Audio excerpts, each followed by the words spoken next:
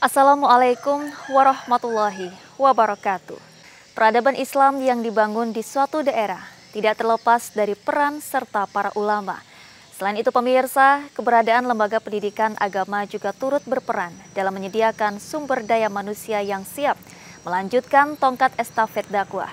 Kali ini kita akan menelusuri syiar Islam di Kabupaten Barito Selatan, Provinsi Kalimantan Tengah.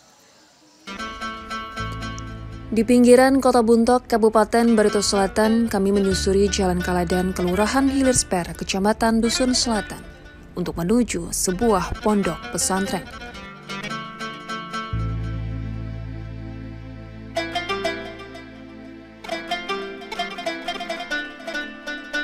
Pondok Pesantren Sunanul Huda adalah salah satu pondok pesantren yang ada di Kabupaten Barito Selatan, Provinsi Kalimantan Tengah.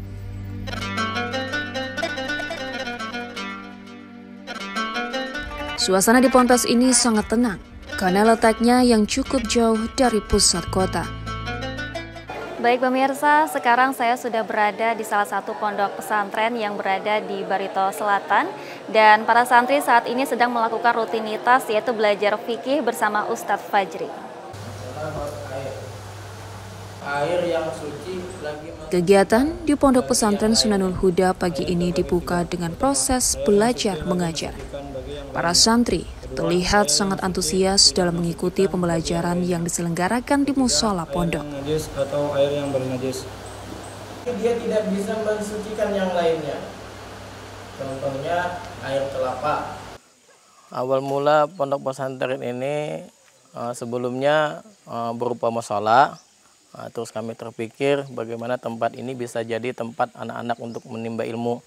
Jadi kami pikirkan, kami musyawarahkan, dan kami siapkan ustadz-ustadznya, dan alhamdulillah sekarang sudah berjalan 4 tahun. Air ini ada 7 macam.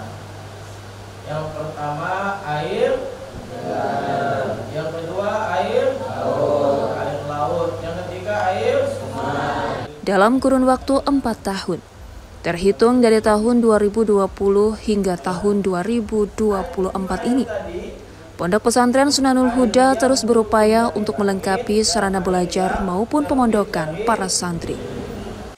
Untuk kegiatan sehari-hari kami biasanya mulai dari jam 3 subuh itu sudah santri dibangunkan untuk tahajud dan lain-lain. Nanti habis itu sholat subuh berjamaah. Habis sholat subuh berjamaah nanti santri langsung majelis untuk penyetoran hafalannya. Itu dari ba'da subuh sampai jam 7:15.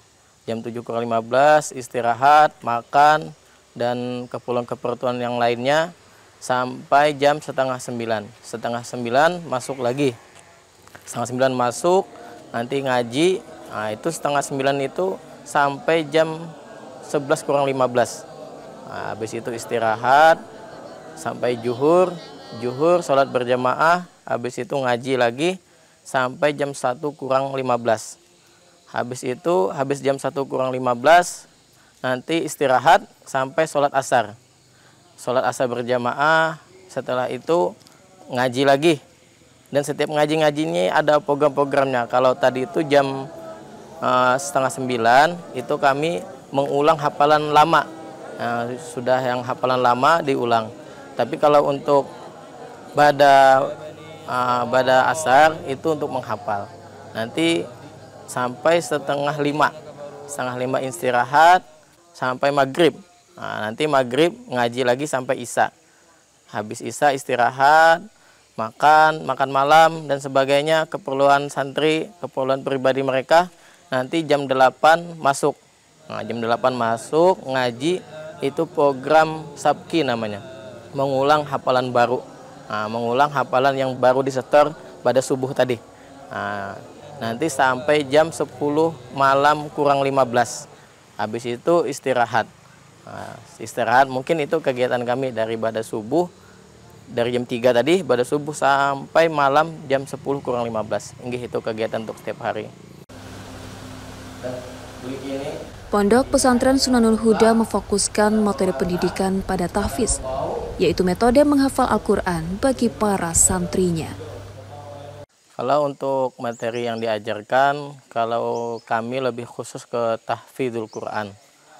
Tapi juga ada tambahannya seperti fikih, hadis, sirah, dan lain-lain. Ada tajwid juga, ada kalau dari ekstrakurikuler ada bela diri, ada terbang, dan lain-lain.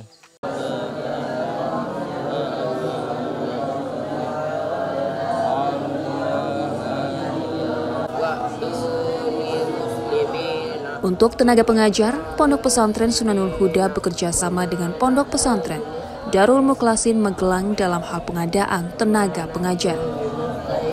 Kalau untuk warga masyarakat, terutamanya warga Barsel yang mau memondokkan anaknya, memansantarkan anaknya ke Sunanul Huda, ya mudah, sangat mudah, dan insya Allah akan dibantu nanti, Untuk bulanan di sini cuman 250.000 per bulan, dan biaya masuk pun cuman diminta 500.000. Jadi untuk makan 3 kali sehari di sini dididik, dan kami pun ustadz-ustadz di sini kami bekerja sama dengan Pondok Pesantren Darul Mukhlasin Payaman di Magelang. Jadi ustadz-ustadznya dikirim dari sana. Tiap tahun mereka ngirim ustadz-ustadznya untuk membimbing anak-anak Barito Selatan di sini.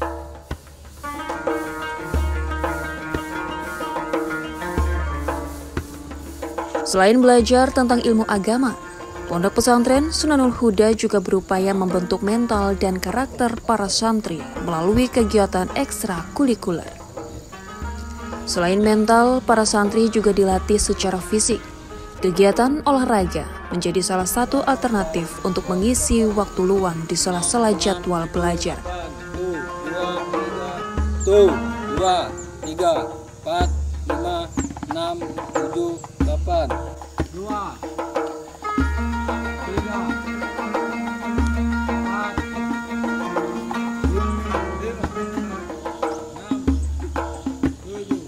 7. Tidak hanya semata-mata mengisi waktu luang, para santri diajarkan dasar-dasar bela diri pencaksilat.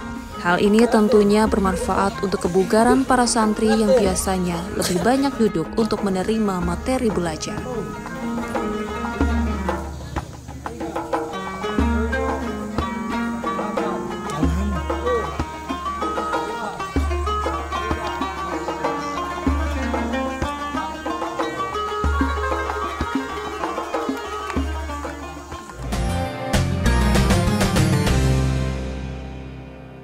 Untuk pendidikan, kami dari Kementerian Agama itu ada yang namanya lembaga madrasah, dan juga ada pondok pesantren, Tika Al-Quran, rumah tahfiz, dan lainnya. Di tahun-tahun terakhir itu perkembangan berdirinya rumah tahfiz itu sangat menjamur di masyarakat. Ini mungkin juga bersumber dari bagaimana di media massa, itu misalnya saja melalui beberapa media elektronik, saat bulan Ramadan ada lomba tahfiz dan lain-lain sebagainya. Ini menimbulkan animo dari masyarakat Barito Selatan. Ada beberapa pondok pesantren kita yang bergerak di bidang tahfiz, kemudian juga di madrasah juga kita menanamkan bagaimana anak-anak di usia dini itu sudah bisa membaca Al-Quran. Kemudian juga di Madrasah Sanawiyah kami misalnya di MTSN 1 Barito Selatan itu mencanangkan program tahsin baca Al-Quran. Jadi siswa kita tidak hanya belajar secara formal tetapi juga ada ekstrakurikuler yang berkaitan dengan tahsin Al-Quran, bahkan ada tahfiz Al-Quran.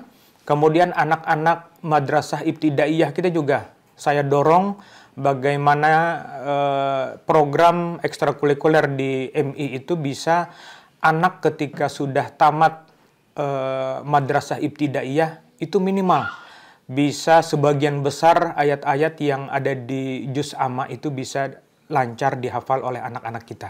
Rumah tahfiz, biasanya rumah tahfiz itu setelah mereka lembaga pendidikan, taman pendidikan Al-Quran, TKA atau TPA, mereka berlanjut ke Ta'limul Quranil Aulad TQA, kemudian rumah tahfiz.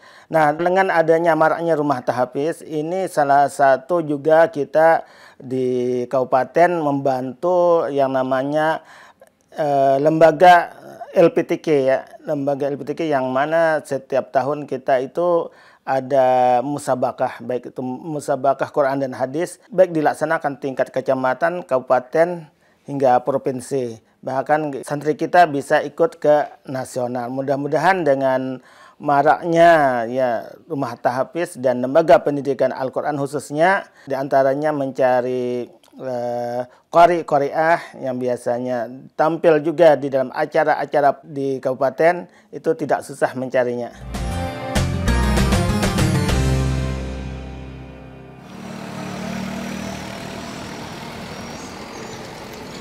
Nah pemirsa, kita sudah berkunjung ke Pondok Pesantren Sunanul Huda dan sekarang kita berkesempatan untuk mengunjungi pondok pesantren yang ada di Barito Selatan yang lainnya. Pondok Pesantren Tahfiz Quran Nurul Azhar Asy-Syarif terletak tidak jauh dari pusat kota Buntok, tepatnya di Jalan Pelita Raya. Bangunan rumah tahfiz ini hanya sementara, sambil menunggu rampungnya pengerjaan bangunan pondok yang baru yang lebih representatif.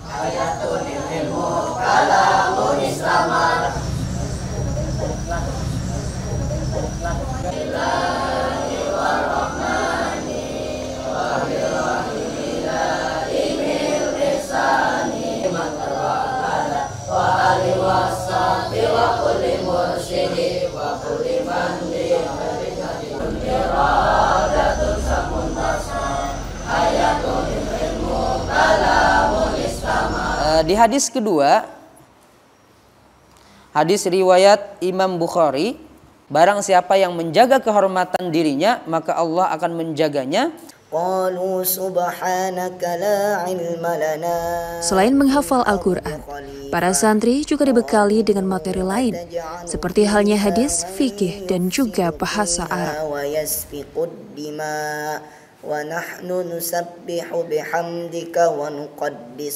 Pondok pesantren ini bernama Pondok Pesantren dan Tahfiz Al-Quran Nurul Azhar Asy-Syarif. Jadi merupakan pondok pesantren yang berbasis Al-Quran. Ketika ada pertemuan di tahun 2019-2020 antara jaringan alumni Timur Tengah yang disingkat menjadi JATI, kemudian organisasi internasional alumni Al-Azhar Asy-Syarif, cabang Indonesia, Provinsi Kalimantan Tengah. Di antara program dua organisasi ini adalah pengabdian terhadap umat, dan diantaranya adalah membangun lembaga-lembaga pendidikan minimal rumah tahfiz. Alhamdulillah, karena hasil musyawarah tersebut kami dimotivasi oleh teman-teman dari alumni senior sampai alumni-alumni junior untuk mempercayakan mendirikan sebuah lembaga pendidikan di Kabupaten Barito Selatan di Kalimantan Tengah. Dan ini adalah satu-satunya pondok pesantren atau lembaga pendidikan alumni Timur Tengah dan khususnya alumni Universitas Al-Azhar Syarif Kairo, Mesir. Dinamakan Nurul Azhar Asy-Syarif karena ini adalah salah satu cahaya lembaga pendidikan terbesar di dunia, yaitu Al-Azhar Asy-Syarif yang ada di Republik Arab Mesir.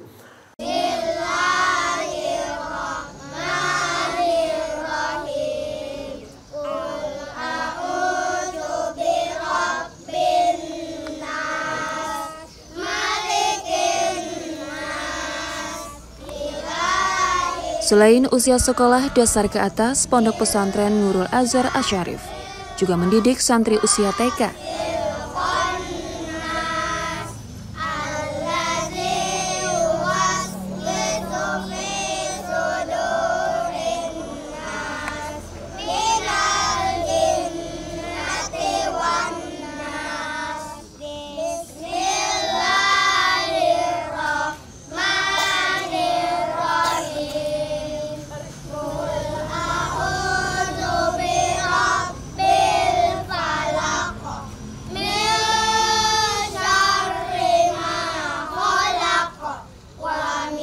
Para santri cilik ini sudah dibekali dengan hafalan surat-surat pendek juz amma. dengan penekanan, makraj, dan tajwid yang benar. Sehingga ayat-ayat Al-Quran yang dihafal terdengar fasih saat dilantunkan.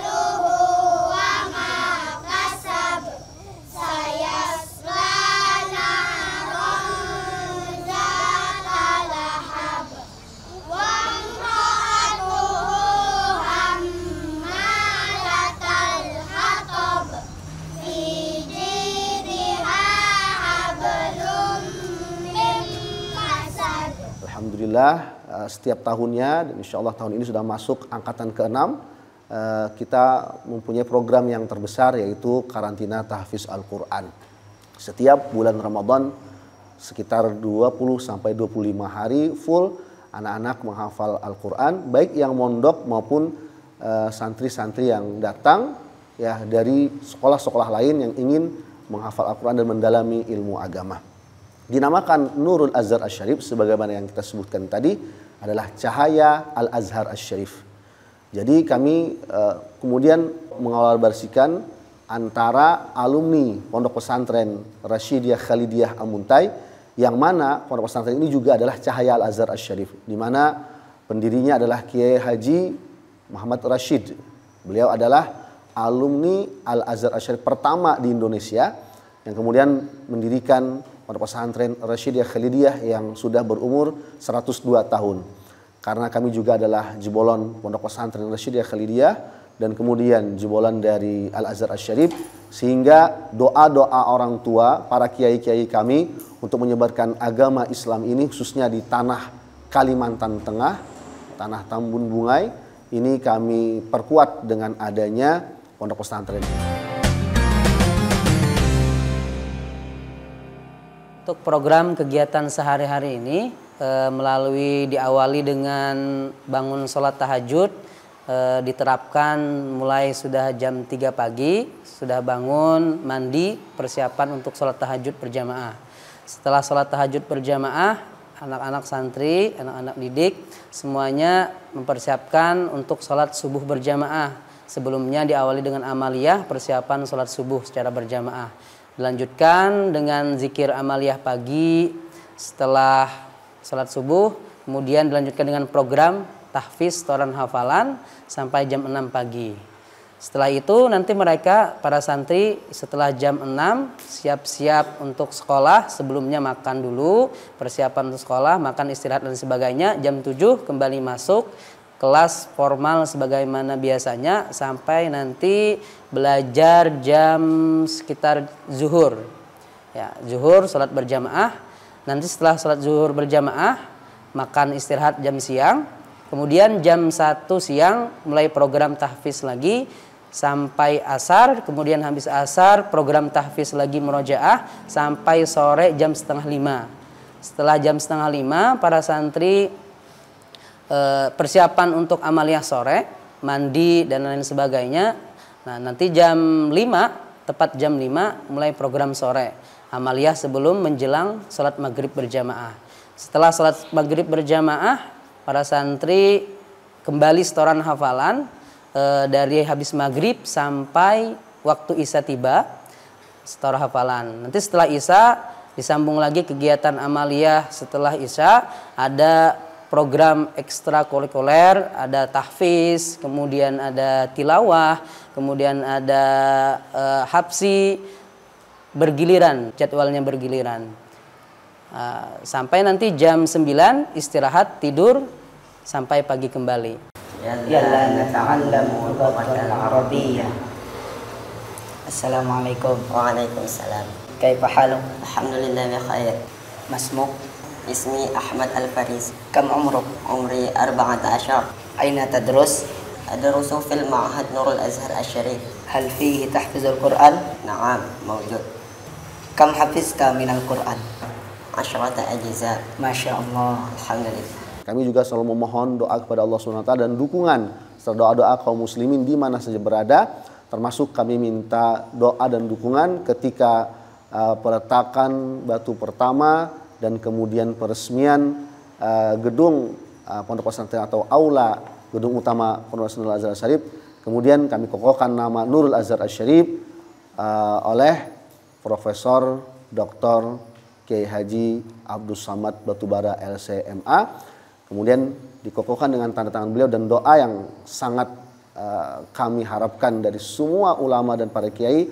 Mudah-mudahan pondok pesantren ini memberikan cahaya untuk Kalimantan Tengah dan seluruh kaum muslimin dan muslimat. Saya sangat bersyukur jadi santri Nurul Azhar karena Nurul Azhar mencetak generasi gemilang untuk menghafal Al-Quran. Untuk masyarakat sekitar Barito Selatan atau lebih luasnya Kalimantan Tengah, kita sekarang ada yang dari Ampah, ada dari Ketap, Tanjung Jawa, Pendang, dan lain sebagainya. Alhamdulillah para orang tua mempercayakan kita untuk mendidik dan membimbing anaknya. Jadi kepada orang tua, terutama di daerah Barito Selatan atau umumnya di Kalimantan Tengah, tidak perlu ragu lagi untuk menitipkan anaknya di Pondok Pesantren Nurul Azhar Asy-Syarif. Karena di sini kita mencetak generasi-generasi Qur'ani yang tidak hanya membaca Al-Quran tapi juga memahami, menghafal, dan juga mengamalkan Al-Quran sehari-hari. Dan kita sekarang mencetak beberapa santri yang sudah mempunyai hafalan 10 juz. Dalam 3 tahun dia belajar di sini, ada yang hafal 5 juz dan lain sebagainya. Jadi tidak perlu ragu, insya Allah Nurul Azhar Asy-Syarif siap membimbing dan mendidik agar menjadikan anak-anak kita semua menjadi generasi yang Qur'ani, yang tidak hanya hafal Quran tapi juga bisa mengamalkan isinya. Untuk syarat-syarat khusus, biasanya tiap semester akan dibuka pendaftaran. Untuk sekarang kita batasi jumlah peserta didiknya. Nah, kita batasi untuk agar kita siap meraih kualitas. Nah, kita mengedepankan kualitas dulu sebelum kuantitas. Nah, ketika kualitas terlihat, pondok semakin berkembang, insya Allah kita akan membuka untuk khalayak ramai, untuk banyak orang tanpa kuota terbatas.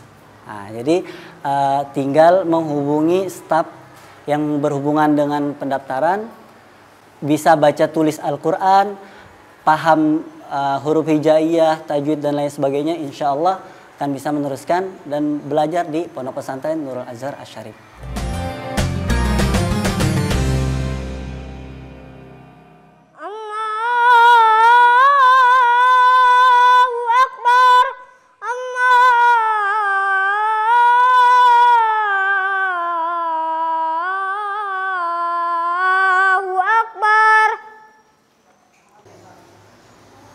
والذين هم عن اللغو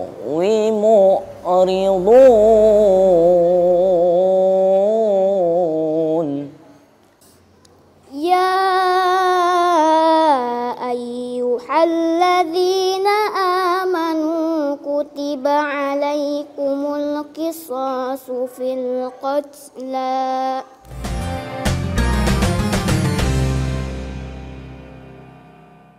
Demikianlah pemirsa Jejak Islami kali ini. Semoga saja di tengah kendala yang dihadapi, syiar agama Islam di Kabupaten Barito Selatan dapat lebih luas lagi.